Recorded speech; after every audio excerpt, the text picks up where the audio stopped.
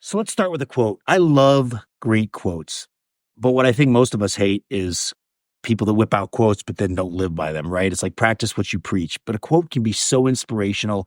And I have mile long lists. I told you about my notes in my phone, my personal constitution, my inspiration, love my wife, what I'm grateful for. And I have another one that's just quotes because they're just so powerful. I mean, a writer once said, the one that can communicate the most with the least words wins. And that's what quotes do so well. So this one is from Dale Carnegie. It isn't what you have or who you are or where you are or what you are doing that makes you happy or unhappy. It's what you think about.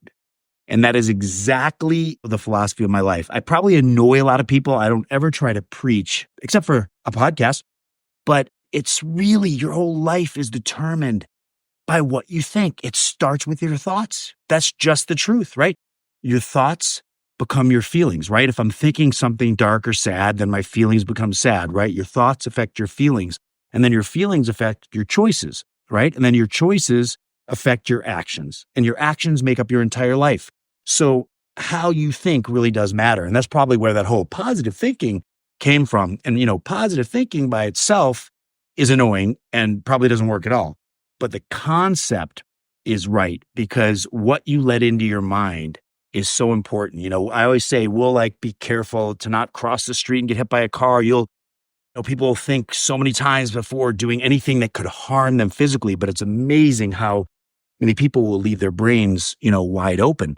And, the circle of control, the name of this podcast, it really is just that simple. Again, it's my favorite tattoo because whenever I'm in doubt, I glance down and I'm like, okay, can I affect this? If I can't affect it, if it's outside the circle, I'm done. I'm going to leave it alone. If it's in the circle and it matters to me, okay, what can I do about it? My wife and I are realtors. I'm also a chef, as you know, lots of different fun things in my life. But today I'm showing a house and it was so interesting because the other realtor and the client, they were going on and on about all these apps, Citizen and Nextdoor and this and that and da. Whose white van is that down the street? And I'm thinking to myself, it's probably somebody's cleaning lady that's like working their butt off to try to get by in this world. And everybody's on Nextdoor thinking they're some assassin. I promise you that by knowing about every possible event in the neighborhood, you will not be happier and you will not be safer. I mean, there's no way that by knowing about every single break-in, you have a better odds of not being broken into. You definitely have better odds of being super anxious, scared, and unhappy. It's a funny concept, right? Ignorance is bliss. Doesn't mean you want to be ignorant, but it really is incredible. Like I've said a million times with the news, hearing bad stuff, taking in all this stuff that again is outside the circle of control is not going to help you. What's in the circle of control? Turn on your alarm when you leave the house or when you go to bed. Make sure that your house doesn't look like it's vacant and empty on a holiday weekend or whatever. There's the basic things you can do. And then after that, whatever's going to happen, it's going to happen. That's why I have insurance. I love my life. I wake up so happy and so excited every day. And it's not because I'm some naturally happy guy. It's like I've really made it a practice. Like it is so important to make being happy a practice and part of your life, just like everything else that you want to be good at or enjoy. So I challenge you. And again, if you love your life and you wake up super happy on 15 different neighborhood apps and it's working for you, great, keep doing it. But for those of you who are like, I talked about in one of the last podcasts, Mo Gadot's book, Unstressable, and he talks about all these little stressors, like the big stressors, the traumas are dangerous and heavy and they hit you really hard and all at once. But it's the little things that add up and then finally just break you. So it's important not to think the little things are no big deal because they add up to be a lot. One of my greatest experiences about seeing the other side of things and trying to understand how little things add up. My good friend at the time, he owned 4 restaurants in San Francisco called The Grove.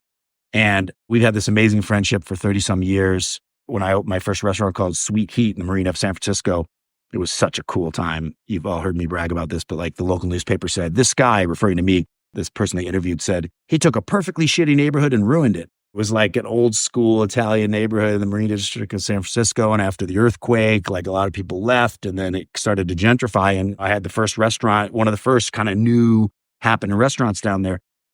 And so this guy, Ken, he came in and was like, hey, can you help me with my menu? And he had this pizzeria down the street. So I started doing the menu for him. Then I started doing the menu for the Groves. And it was such an amazing experience. He's such a great guy, such a, great restaurateur. But this was one of the experiences. So when I started working with him again, this was when my TV show ended and I had more time back in like 2012, 13. I would go up to San Francisco for 3-4 days a week.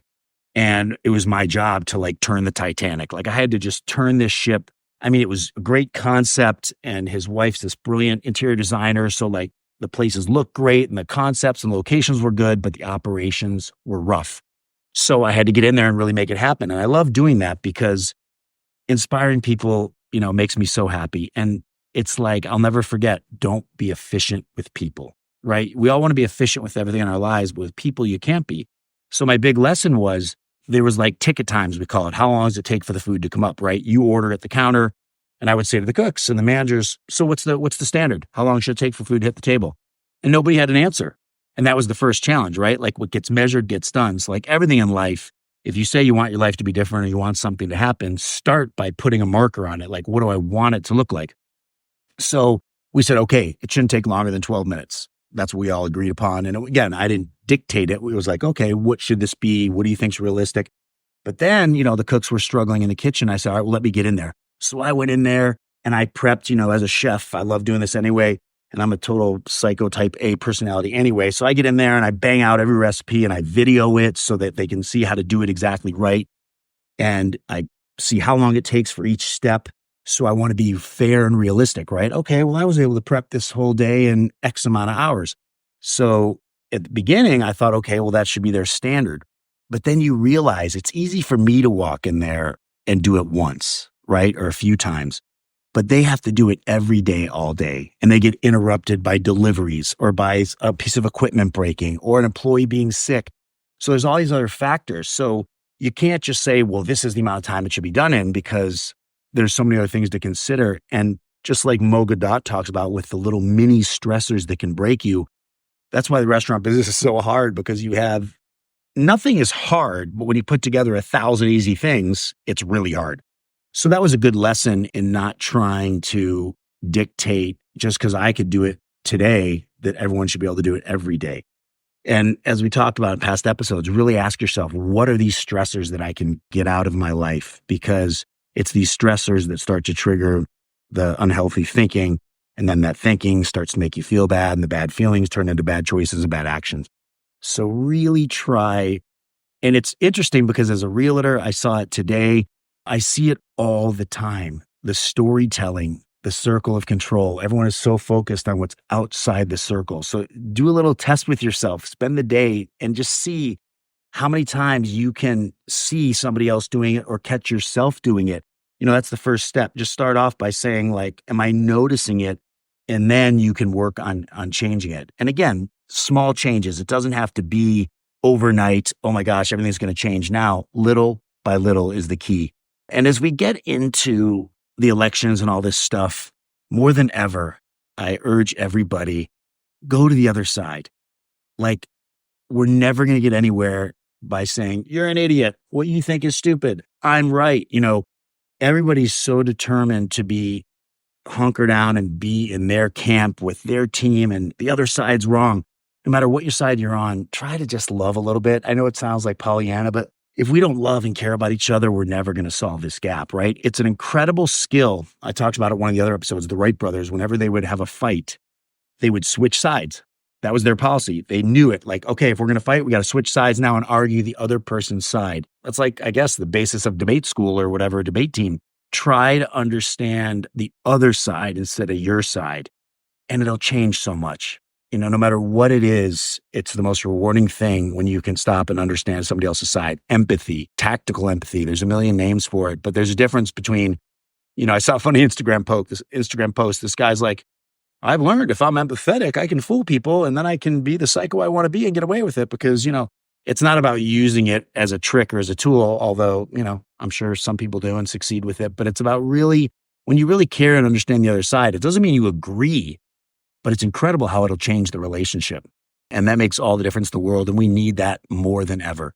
At the end of the day, my goal is to spread joy in a 20-foot radius wherever I go. I can't change the policies in DC. I can't fix the budget. I can't stop wars, but I can love you and I can be kind to you and I can let you go on the intersection. I can let you in front of me at the grocery store. I can tell you that's a great outfit if I really think it is, and just try to make your day, do something nice, you know, live the life, challenge yourself, ask yourself, are you living the life that you say you want to see everyone else living the way you want the world to be? Are you actually practicing that? And I think that's an important part of it. And it's that thinking too, I wrote a note here for myself. Don't just accept, but embrace and look forward to whatever comes your way. And that's what I'm trying to do more than ever. And I really do I'm probably too hard on myself. I think I am, because I judge myself and then I stop doing that because that doesn't help you unless you're using it, just positively to learn. But I really care about practicing what I preach. So if you can actually not only say, well, this happened. Okay, my car broke down. Let's go with something simple. But actually, instead of just saying, okay, I'm not going to get mad if my car broke down, but truly embrace it, cool, bring it on. I got this. And maybe while it's broken down, I'm going to meet somebody, do something, hear something, see something, have a minute to think that I wouldn't have otherwise. And that negative thing is going to become one of the best things that ever happened to you. So it's not just about not getting mad. It's about actually embracing it and even looking forward to it. From a young age, I don't know where I got it, but I always said, bring it on no matter what. I was like, bring it on. And that was my attitude. Life is easy. Everything's easy. And that can be annoying for people. My son will tell you it was hard for him and annoying for him sometimes as a child because that was always my attitude. But when that's the story you're telling yourself, I always say storytelling, anything that's not actually happening is a story, right? Other than this very present moment. But if you are going to tell stories, tell good ones. Oh, this is going to turn into this. And it makes a big difference.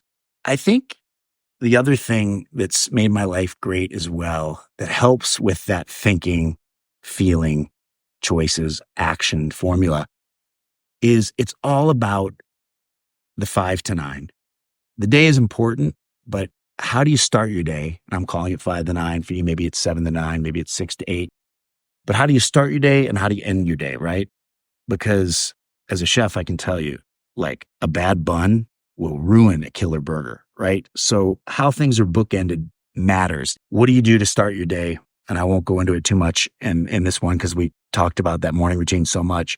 And how do you end your day? Are you ending your day with too many cocktails and too much, Netflix? Or are you ending your day with a peaceful walk and a little meditation and reading a great book? Yes, you should have a cocktail and yes, you should watch some Netflix, but it's up to you to decide how much of that you're doing. Because again, it's the way you start and finish your day that'll frame it and that'll have you thinking in a better peace of mind. And for me, that's that personal constitution. We'll talk about that some more, but it's, I literally have it written down, who am I? How am I going to live my life? Because if you don't have a filtering system for how you're going to live your life, well, then everything just goes haywire, right? I mean, you need to have some kind of guardrails to decide how you're going to process what you say yes to, what you say no to, and how you live your life. And if you don't have that, it already gets trickier. I read something else really great that said there's 4 types of wealth. There's financial, social, health, and freedom. Financial, social, health, and freedom. And they say way too many people trade health and freedom, the last 2, for the first 2, financial and social, right? I want to be rich and I want to have status, but you don't want that to be at the cost of your health, your freedom, your well-being. At 57 now, I remember being younger and I was always like, I want to be a gazillionaire. And then all of a sudden I started just loving the journey of what I was doing. And I stopped thinking about money and where it was going to go. And I just loved the moment I was in, and all those moments added together. All of a sudden I'm 57 and I love my life. We're very comfortable. Things are great. So be aware of which of those types of wealth you want, because as we all know, all the money in the world is not going to help you if you're not healthy, and all the social status in the world won't help you if you feel lonely inside. I think it's really important to be honest with yourself. Ask yourself, am I living my best life? I do that in the mornings. I wake up and I just go, I got my espresso and I'm like, do I love my life?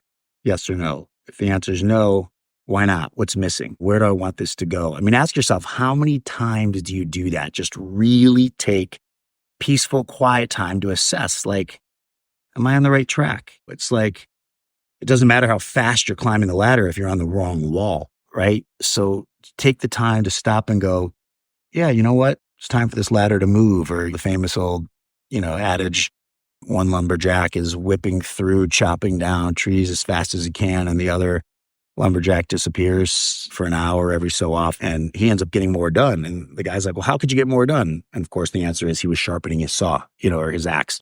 So it's not just about how much you do, but how well you do it and how much of you is actually doing it.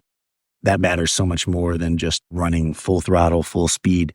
And I think another way to be happy, to avoid unhappiness, to be in a good place is always choose expansion over happiness, right? Like, we're so cliche in the world of what makes you happy, do what makes you happy. And yeah, you want to be happy, of course, but oftentimes happiness comes from being good at what you do, or from having greater experiences. So always stop and ask yourself, is this going to expand me? Is this going to make me more whole? Is this going to make me better?